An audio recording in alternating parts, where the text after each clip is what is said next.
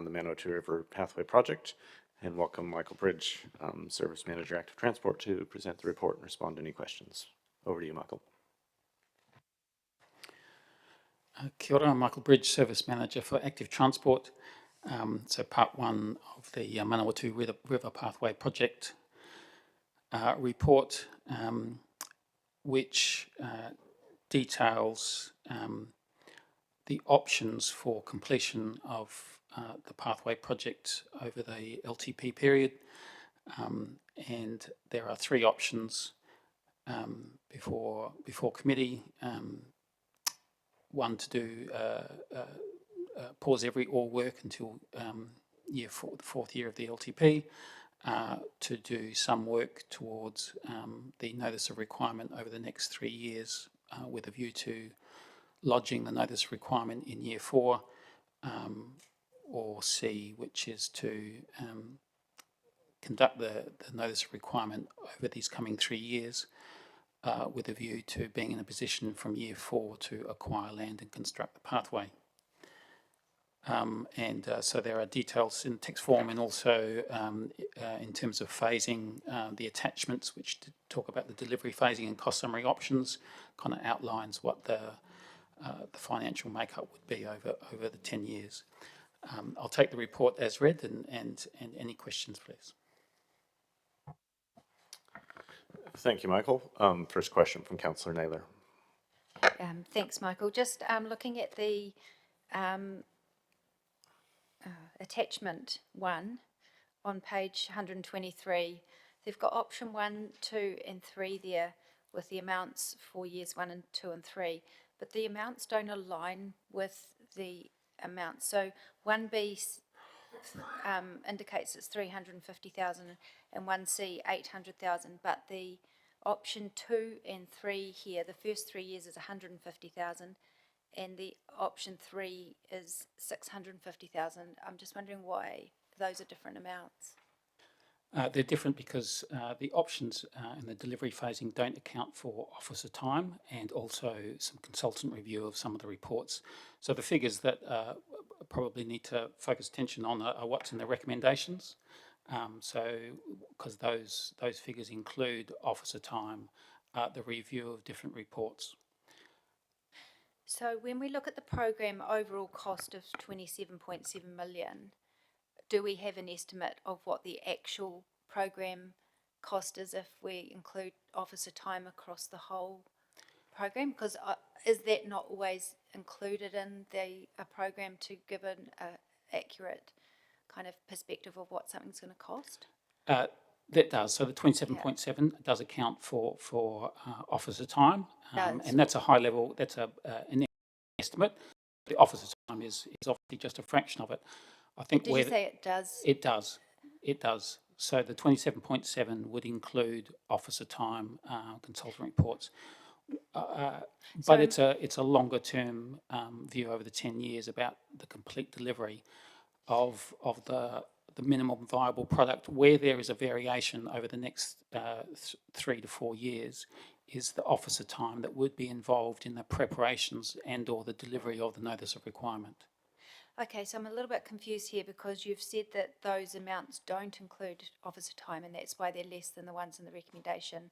But then when I talk about the 27 million, which is the total of the bottom line, you're saying that does include officer time. So does it include officer time in years 4 to 10, but not in years 1 to 3? I think that is a fair assumption, because there's a bit of fat in the overall engineer's estimate of the 27.7 million over 10 years, but we're talking about the difference of between 50 and 200,000 over the next few years, which is really about office time involved specifically in delivery of the notice of requirement. Okay, so just another question I have similar to the previous item. If, in terms of the way the recommendations are outlined, if we were to opt for option D, to consider the 2B and 2C in conjunction with the 6th of November report, am I correct to assume that that would enable us to consider whether we proceed with those costs, but perhaps do it in a way that's within our overall approved funding envelope? Thank you for pointing out there's actually a letter error in recommendation 1D. It should actually be 1B and 1C. Yes, I know. But yes, the figures that would be for consideration if it was if you adopted recommendation 1D, then the figures that would be considered would be the figures that are identified in recommendation 2. So, yeah, so I realise those are the figures. My question is, would the assumption around, if we were to support D, is the expectation that we would consider that within the overall funding envelope that's approved for this year, rather than it be additional costs? Yeah, so the recommendation is that those funds, those amounts would come from Program 2057, which is the Citywide Shared Path program. Okay, and just a final question is, if we were to wait 3 weeks, is there any detrimental effect to the overall progress in waiting 3 weeks to make a call? There's nothing time critical within this report that unlike the previous part 2. No. Thank you. Thank you, Councillor. Councillor Zabellan? Thank you, Mr. Chair. Thanks, Michael. At 4.9, you're talking about the proposal to phase implementation, and B in that list of phases is the business case, noting that supports our submission to NZTA for co-funding. Apart from supporting a co-funding application, what else is the strategic or essential benefit of doing a business case for this project? Business cases are certainly a primary benefit is it enables us to, or it better supports our application to Waka Kotahi for co-funding, but it also provides us with good evidence about its value for money, and it provides us with lots of information for officers and council to consider that we're doing the right thing, yes. And that would be on top of the things that are already listed in the report in terms of the 450k that's already been spent on designs and legal advice and staff time. I think this is a step beyond that. Would a business case sort of take what's been done and Augment make it more comprehensive? Yes, yes. Okay. In this sort of wider context of business cases and how successful or unsuccessful they are in helping us to attract the co-funding, how much help actually are they in attracting co-funding? Do they stand on their own, or do we need to have extra things? So there's, I guess there's, it is a little complicated at the moment in the environment, but I guess the essential answer is that they're a necessity for any project over $2 million. So this would require a business case to attract Waka Kotahi co-funding of any quantum. If I could draw your mind back to the recent workshop around the business case for the Urban Cycle Network Master Plan, and the decision to pause that is because Waka Kotahi is not receptive to receiving business cases at the moment, and because programs around walking and cycling aren't attracting funding. So what's proposed in the phasing is that the business case would be pushed towards just before the next LTP cycle, or year 1 of the next LTP cycle, when it may be that Waka Kotahi is receptive to receiving a business case and can make a decision accordingly about whether they're going to co-fund or not. But there is no guarantee. Yes, okay, thank you. So by progressing with a business case, we're sort of hedging our bets that the next NLTP round might be more favourable, but by not doing it, we're definitely not going to be favoured. Is that an accurate but basic summary? I don't know that it's necessarily hedging our bets, because I think it's good information for ourselves as well. But in terms of there's a very clear line in the sand for Waka Kotahi co-funding that there would need to be a business case, unless they changed the requirements. But for now, a business case would be required, even though there isn't any money available. Sure. Cool. Thank you very much. That's helpful. Thank you, Councillor. Michael, what does this project look like in 3 years' time if there's no money for the next 3 years? forgot to bring my crystal ball, but I think if option one was decided upon and we paused absolutely everything for the next 3 years and picked up the ball again in 26-27 financial year, the environment could be changed completely. It's another new LTP cycle. There would be a new council. There may be there would obviously be a new NLTF or from the NLTP funding round, so there may or may not be funding. In terms of actually, I get at a very local level, my my reading of it would be that we would be putting at risk I guess the purposeful completion of the project within this LTP. I think there's a bit of a, while on paper it is possible, I think it increases the risk, particularly around the relationships with the affected landowners and their level of willingness to engage and be engaged. And to provide us with the information and the feedback that we need to be able to work out what is actually going to be possible to the project. So within the report, we've kind of outlined what the risks are for option one to not do anything, and I think those risks are existential and absolutely valid. Yeah. Thank you. My other question is just around, it seems that recently we've gotten away from a general shared path budget that's allowed us to flexibly fund across the Fielding connection and the Ashurst connection, and now we're kind of locked into an almost either or kind of conversation. Would we get further if we could get back into a kind of flexible funding situation where we could flex between the two and invest when and where there's opportunity rather than kind of locking ourselves out of one? Well, certainly prior to Council's decision in May, that was the proposition for LTP 2057, that it was a shared path project that could be split between the two major shared pathway projects as well as other shared pathway projects across the city.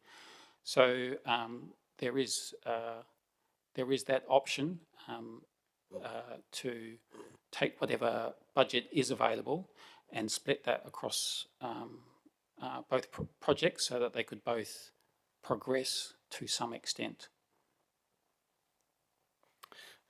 Thank you. Councillor Findlay.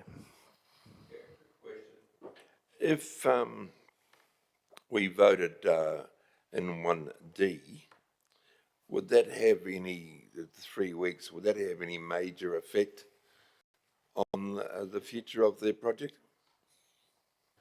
I don't believe so. I don't, because there's nothing critical that's necessarily going to be done over the next 3 weeks. Yeah. So that would allow staff to have a look at it and compare it and everything else.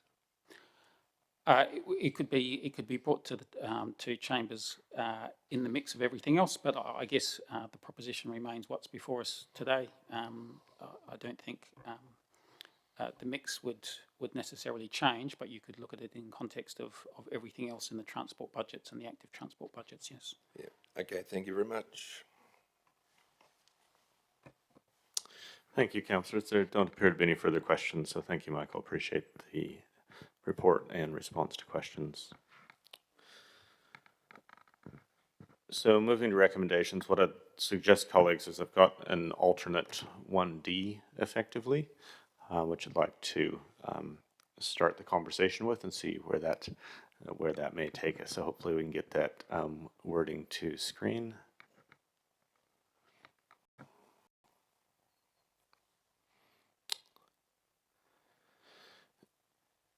So the recommendation, and I believe seconded by Councillors Bellin, is that Council considers 1B and 1C in conjunction with the 6 November 2024 report to Council regarding transport funding with a view to enabling flexible progress on the Ashurst Riverside and the Fielding shared paths.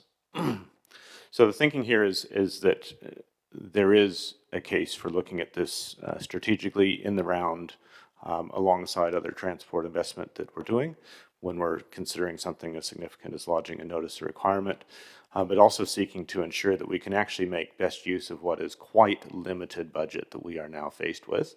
And I think we've put ourselves perhaps inadvertently into a bit of an awkward situation where we've kind of gone from a flexi fund across two strategic projects and locking out of one and kind of locking onto the other. And so this would put us back into a position that would allow us to progress when and where we can in both of these key initiatives, with the hope that we would actually end up getting a bit further, a bit faster than we currently are. There's absolutely a powerful strategic case and a powerful community case around the Ashurst connection, but likewise the Fielding connection as well.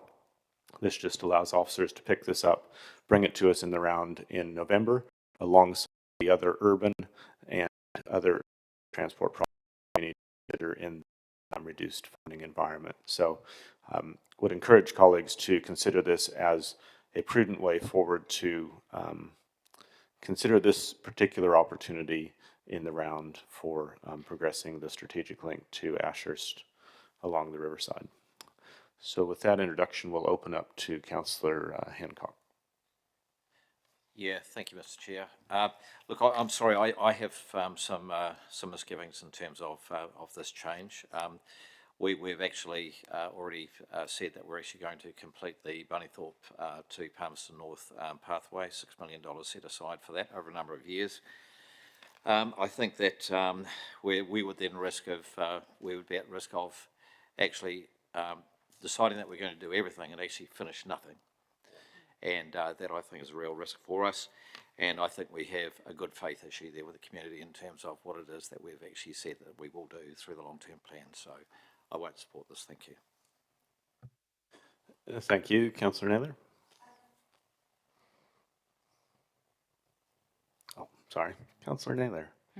Thank you. Just firstly, before I make comment, can I just ask for some clarification if the intent of this is still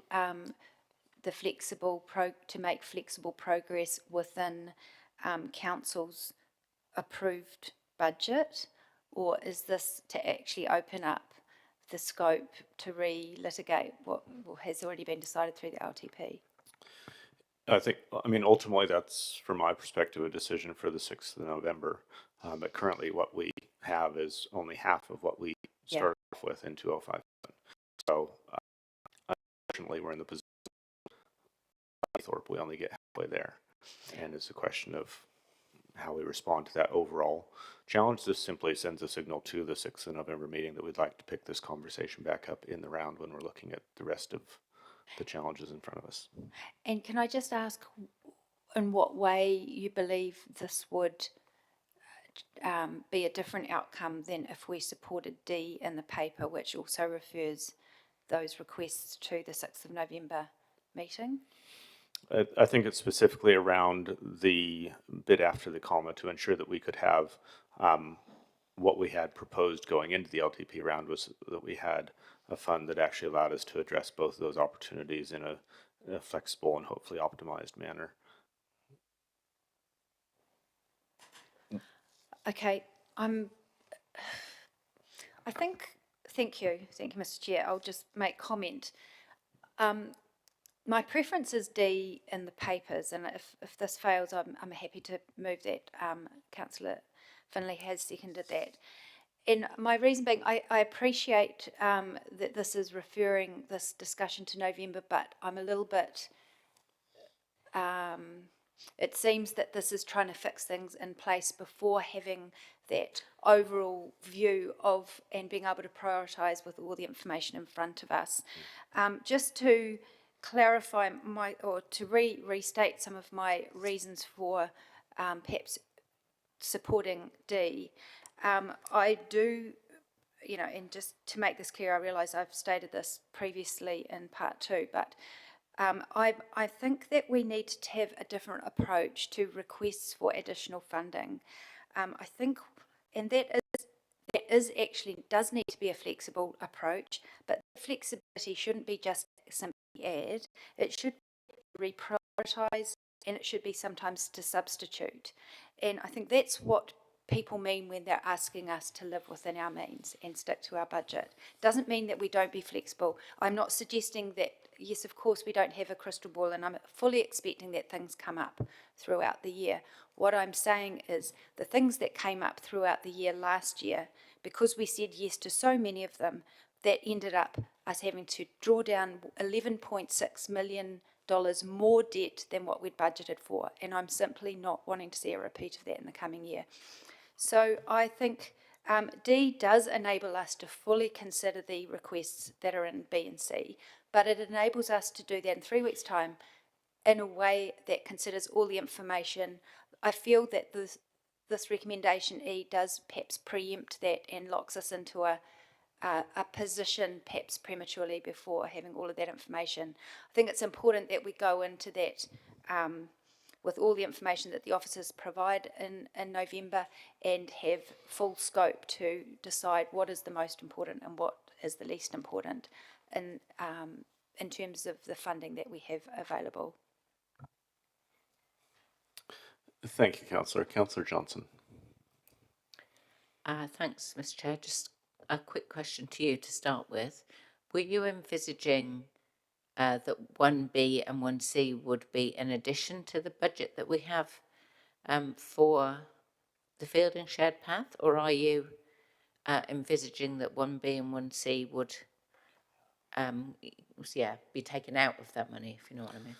I was envisaging that we would have that discussion on the 6th of November. Okay, and a politician's answer.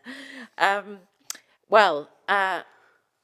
not inclined to support 1E at the moment. What I would support is 1B, because I just think that this putting off the decision making for another few weeks is not really going to get us anywhere.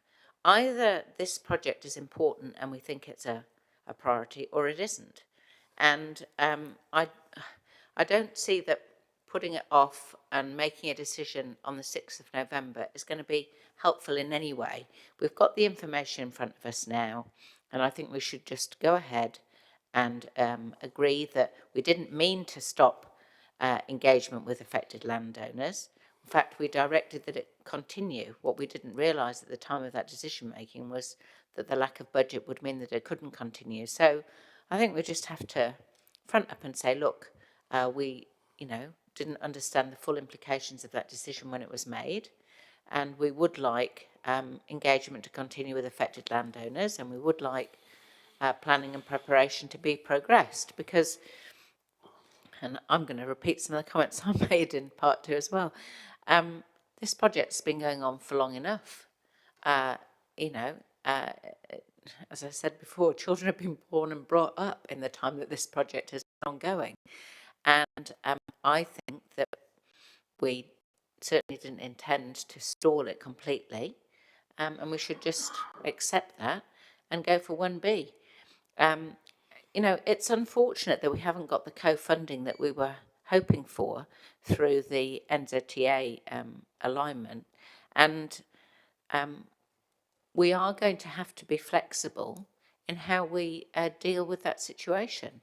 And if the community wants us to progress projects, then we're going to have to pay for them ourselves. And if the community doesn't want us to progress projects, well then, we won't be doing that. But ultimately, we really have got to decide whether this is an important project or not. And as I think you said yourself, strategically, it's a very important project. We'll be slowing things down even by going for 1B. So I don't think we should. Delay and decide it all on the 6th of November. Most likely, what will happen on the 6th of November is, it'll be another horse trading round. I would rather just make the decision now that this is important and we should go for it. So I won't support E. I would support 1B. Thank you, Councillor. Councillor Zabellan. Thank you, Mr. Chair. I am supporting the, and just wanted to make a couple of points, particularly around the LTP commitment to get the path to Bunnythorpe, and that we budgeted $6 million for that, but without co-funding, we've really only got $3 million for that. And it was actually close to half of what was going to cost for a minimal viable product. So that's actually the reason that I didn't vote for it, because to quote the Australian seminal classic, "The castle, you're dreaming, mate." Just, I think what I like about this recommendation, that is, it acknowledges that there is actually very little that we can actually do with the resources that we've got, and it gives the officers the ability to target those resources most effectively and efficiently. And if we get stuck and we can't progress one, we can pivot rather than be hamstrung completely.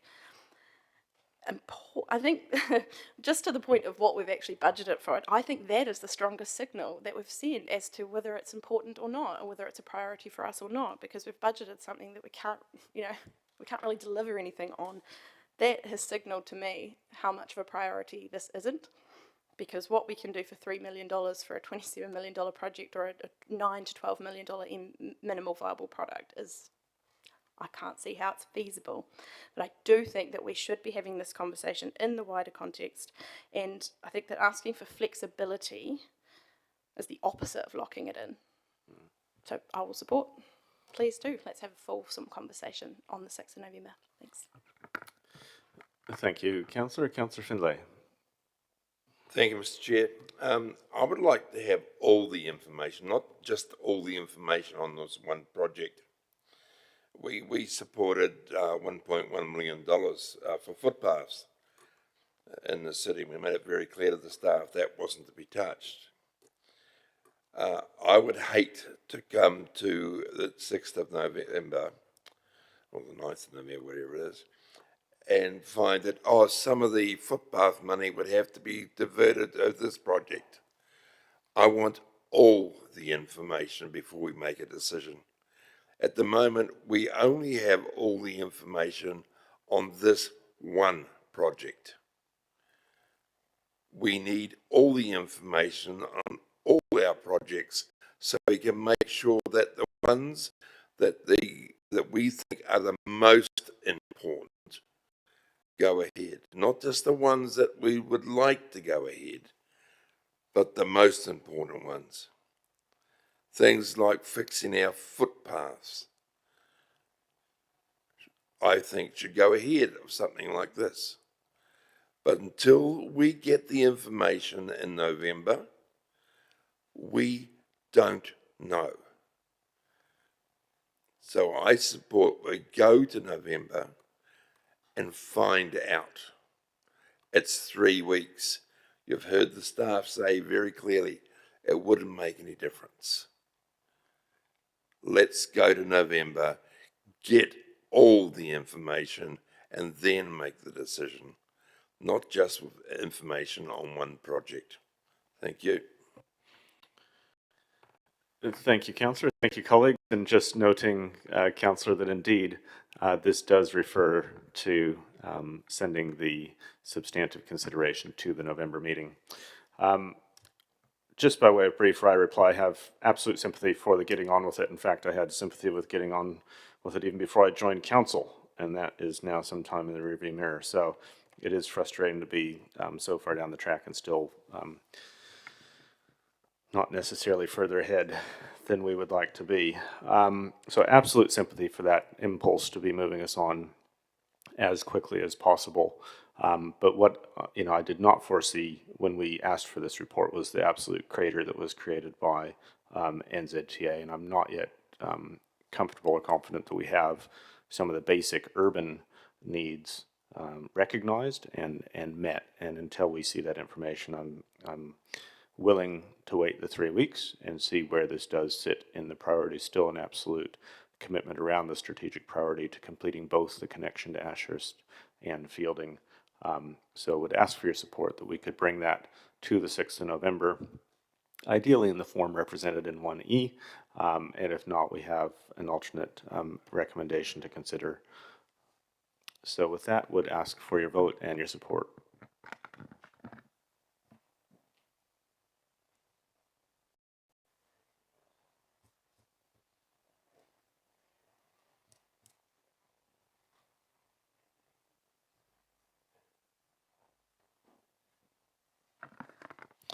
Thank you. Passed 6 votes for and 3 against.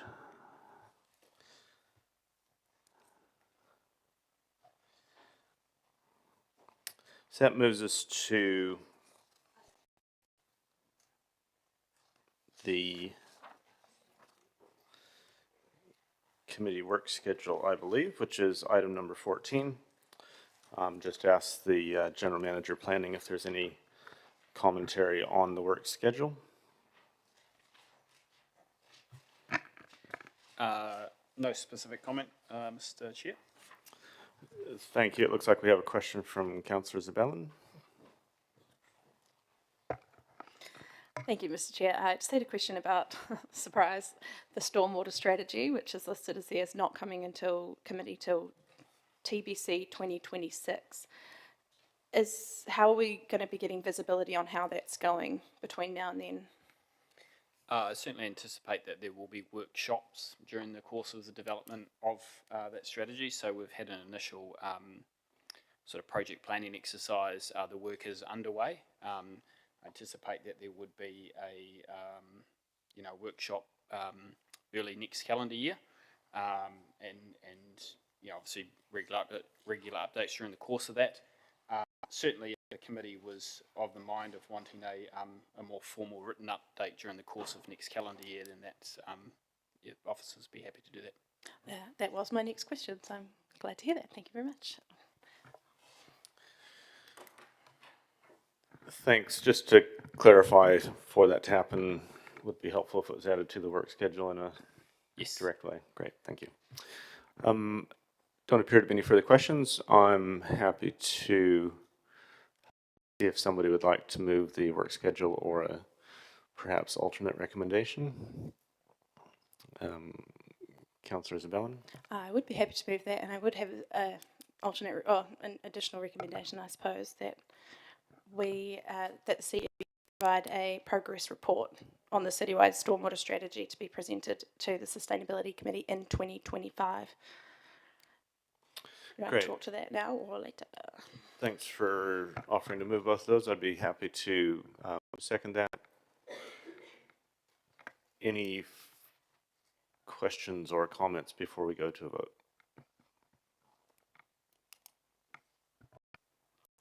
Seeing, Councillor Naylor.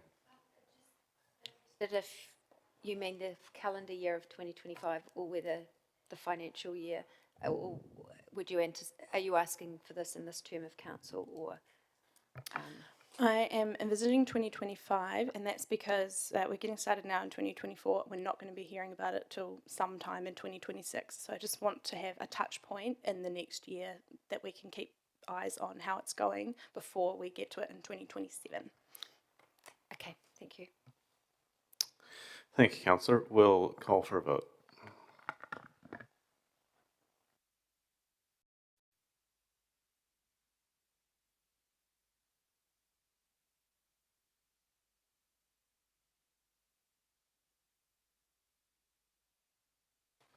And that's passed 9 votes for and none against. Which brings us to the close of the meeting. Unfortunately, Councillor Fitzgerald has left the meeting. Madam Deputy, could I ask you perhaps to offer karakia to close our meeting today? Kia ora, certainly, Mr. Chair. Kua mutua mātou mahi, our work is finished, almost. Mō tēnei wā for this time. Manaki tia mai mātou katoa, good health and blessings upon us all. O mātou hua, o mātou whānau, our friends and family. Ai o te rangi, peace to the universe. Tēnā koutou.